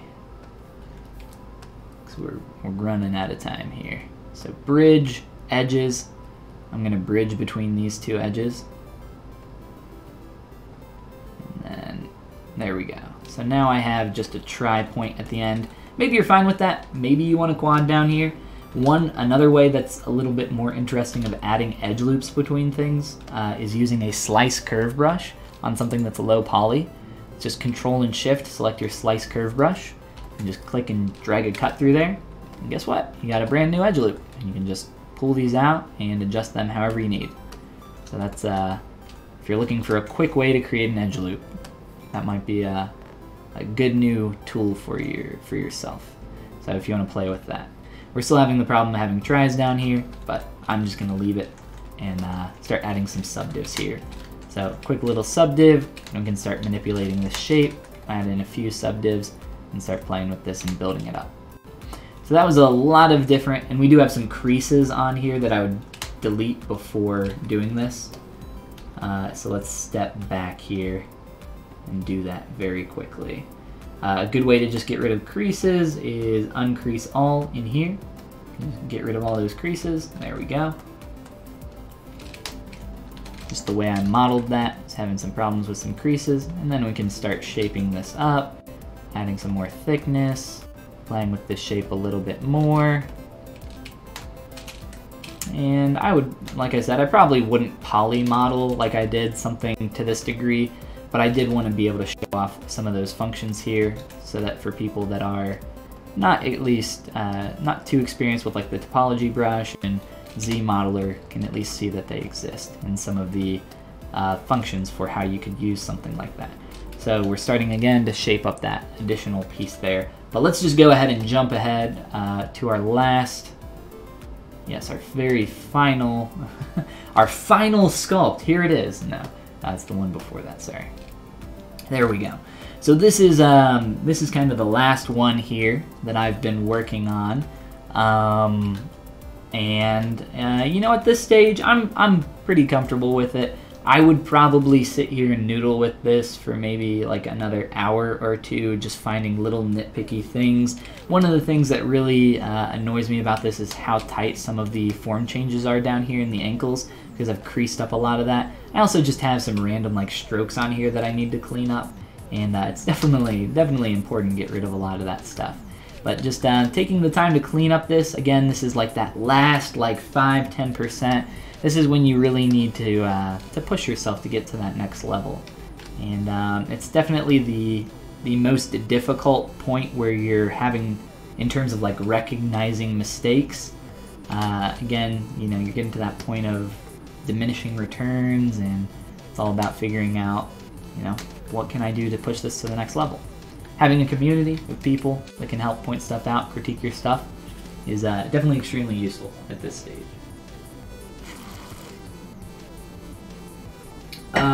The deer's face is so cute, by the way. Well, thank you. Yeah, he's a cutie. We gave him some jumping back and forth between those two. You know, we've added in some additional color and fur there. A lot of this is extremely clean, but we've changed some stuff in the ears. We've also changed some stuff in the eyes. I've added in some very simple polygon eyelashes. Nothing too crazy here. And I would probably, I think, let's see, do I still have it? Yeah.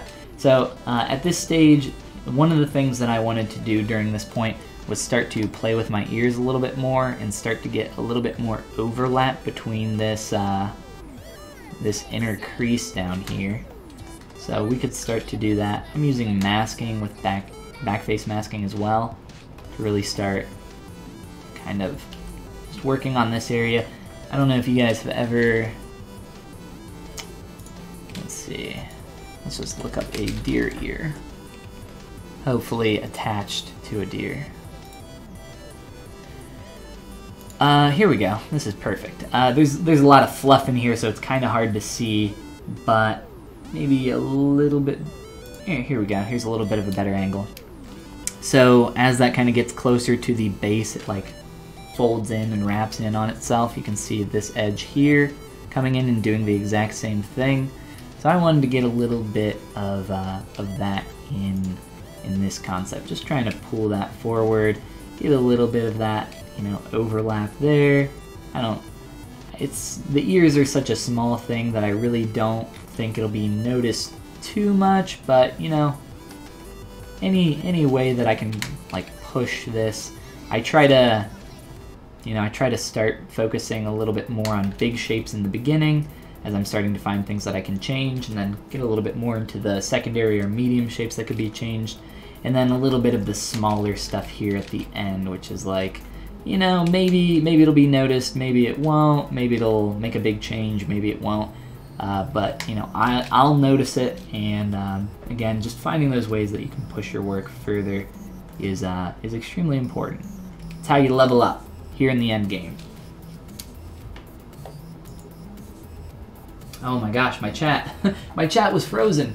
I'm sorry. Rude Boy, let's see. Have you ever done Maya to ZBrush? Way back in the day, I started modeling one of the first programs that I was modeling in was Maya, doing some poly modeling stuff. So I have done a lot of stuff in Maya.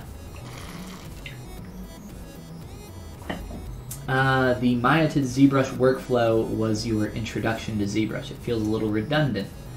I feel like I should learn ZModeler and stick to doing everything in ZBrush. Do you agree? It just depends how you want to start. I think you should learn ZModeler. I think it's a really powerful tool. It allows you a lot of control over stuff in ZBrush. And you know, I don't know. I think there's definitely more functionality in a full-fledged 3D package like Maya in terms of poly modeling. There's some functionality that's just not in ZModeler.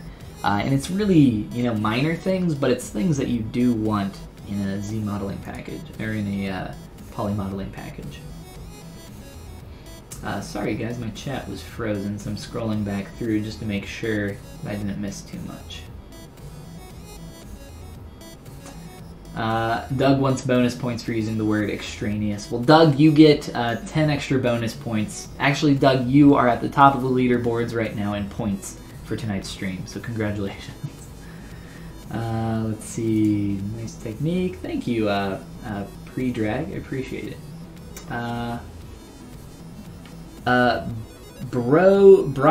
Broadsta says, to get that smooth surface, is that just by using the smooth tool, or is there another way? So, this is actually the most frequent question that I get out of everything. Oh, and by the way, we have a little extra secret face in here. So, here's some nightmare fuel for you guys before I go. You're very welcome. The hidden face underneath.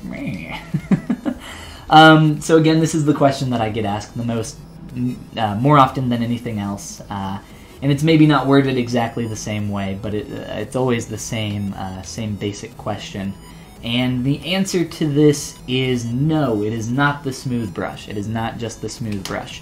The real answer is a lot of things. It's a very complicated process, and I've just kind of gone through the whole thing here. And, you know, a lot of these questions are, hey, I'm doing what you're doing, I'm following along, but my thing doesn't look like your thing. Why doesn't my thing look like your thing? How are you doing? Like, how do you do that? And the short answer is really just time and mileage. And you will get to a point where you can create an extremely clean surface eventually. You will get to that point where things start really cleaning up. But it's not going to happen right off the bat. Sculpting is really hard. It really is. And ZBrush is not like other softwares where you jump in and you're like, okay, I'm gonna learn how to use Microsoft Word. You know, a little bit later, I know how to use Microsoft Word now.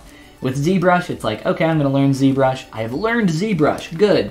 But now there's this whole other category where I have to learn how to sculpt. Wait, hold on, I have to learn, okay. Hold on, I'm trying to put these two things together now. So I've learned the software, but now I have to learn how to make things look good. And it's like, yeah, okay, well, it might seem obvious, but for a lot of people, it's really not. And I'm not saying that that's not obvious to you specifically or anybody else here. But, you know, if you're having trouble making the thing that you want, the short answer is just mileage. It's just time.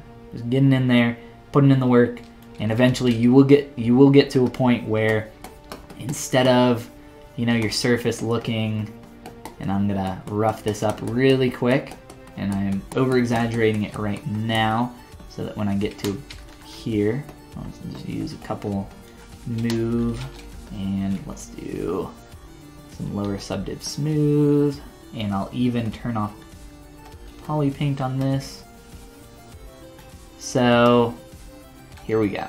So it might look pretty smooth here. The surface might look pretty smooth, but in reality, and these extra strokes don't matter. In reality, as we start to move around, I'm starting to notice that the surface is casting a lot of these awkward shadows here, and I'll even, you know, move my light source around so it's maybe even a little bit more obvious. You can see where some of these shadows and highlights are happening. And this is something that's not, you know, there's no quick answer to this problem. It's definitely something where you're gonna have to just play with it for a while and get to a point where you can really figure it out. I'm not even going to undo this. I'm just, here, I'll show you how to fix it right now. I'm stepping up and down through my subdivs. I'm using a couple different brushes to fill that form back in with some clay tubes and some trim dynamic. Using some very, very gentle smooth there, stepping up another subdiv, trimming that back up, rotating around, looking at this surface. My brush is stuck. Oh no, my brush is stuck. It's actually, this is what happened to my brush last time. My brush got stuck with the pen pressed down. And this is actually how you fix it. According to someone on Wacom's forums, you take out your pen nib and you hold it sideways and you set it down on your table for 24 hours. Or, let me see. All right, there. That probably reset the sensor. I will find out. That, or you just like bang it around a few times with the pen nib out. I know, it seems very caveman-esque, but apparently it works. It's not working right now, so I'll put the pen away. But yes, I can probably do this even with a mouse and using some move brush and pushing some of that in, and we've started to get rid of our pock-marked awkward surface there. And I would probably do even a little bit more because we're starting to get a little bit weird in the silhouette there since I moved that there. And just starting to clean that up even more. Step back up, all the way up, and there we go. I'll have to fix my pen. Hopefully, this is the second time this has happened. Hopefully I can get it fixed, because that would be terrible if I had to buy a new pen. They're very expensive. All right, let's see. King of the Forest, actually the Great Prince of the Forest. Very close though. So hopefully that answers some questions. I know, like I said, it's a tough thing. Sculpting's hard. Sculpting's hard, so don't beat yourself up. Definitely gonna sit properly down when I have delivered your last assignment and done your final exam and go through this video and try my best to learn from it. This was a blast to follow. Well, thank you, Greth. I hope it's been helpful for a lot of you people. I appreciate the kind words. Thanks for the great stream. Awesome work. Nice model. Face. Good. Let's see. Airman says, once I learned ZBrush, I magically acquired modeling power of the gods. Do you guys not know about the secret easy button? It's hidden deep in one of the menus. I'm not going to tell you which. You're going to have to look for it yourself. Let's see. Bunch of stuff here. Hopefully I didn't miss too much.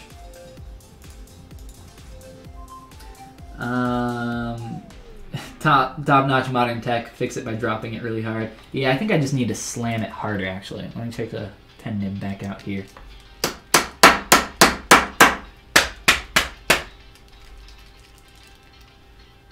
I actually switched my pen nib this morning. I'm using one of the gray, you probably can't see on stream, gray soft pen nibs. You're supposed to drop it from like 3 feet onto a hard surface. Supposedly that helps. Also, just I think setting it on its side for some time will help. Cross his fingers. Nope, still locked up. That sucks. Well, hopefully we can fix it here overnight. Change it to a new unused nib. Like I just said, I did just change that. Clip with pen makes you sad all the time. Let's see. Drop your Cintiq 3 feet from the floor. And that will get your pen working, yes, of course. Let's see. I don't think I'm missing too much else here in the chat. But thank you guys. I hope you've had a great night. Thanks, Pabs. Hope you're having a good time as well. And everybody else. I will shout out really quick here at the end of the stream, just my Gumroad, which is just gumroad.com/Follygon. I'll shoot a link down in the chat. I don't know if these have been posting or not. These have been really, the chat's been a little finicky on sending messages, so hopefully that goes through. But I would appreciate it if you check it out. I don't pay anything to advertise, so word of mouth and you guys sharing my stuff is really the only way that I get the word out. But my How to ZBrush Supercut course is for people that are brand new. I consider it a little bit of a quick start course. It's about 2 or 3 hours to get you up and running as quick as possible. Includes brushes, materials, my own stuff, some base meshes, and a bunch of other stuff in there as well. So I'd appreciate it if you checked out. some of this stuff. I got some more intermediate and advanced stuff. Trying to talk fast because we're at the end here and I'm running out of time. But I got some base meshes, blah blah blah. I can't even say words correct. Materials, all sorts of good stuff on there. I'd appreciate it if you checked it out, and I would appreciate it if you guys came and hung out on one of my streams in the future. I'd love to chat with you guys again. It's just twitch.tv/Follygon with an underscore at the end. And then after me, in the next hour, Jose is going to be streaming. So stick around for that. He's going to be here on the Pixelogic ZBrush channel as well. Go ahead and give this channel a follow if you guys haven't already here on Pixelogic. And I hope to see you guys in my next stream. I'm going to be streaming on next Tuesday at the same time, same place, 6 p.m. EST.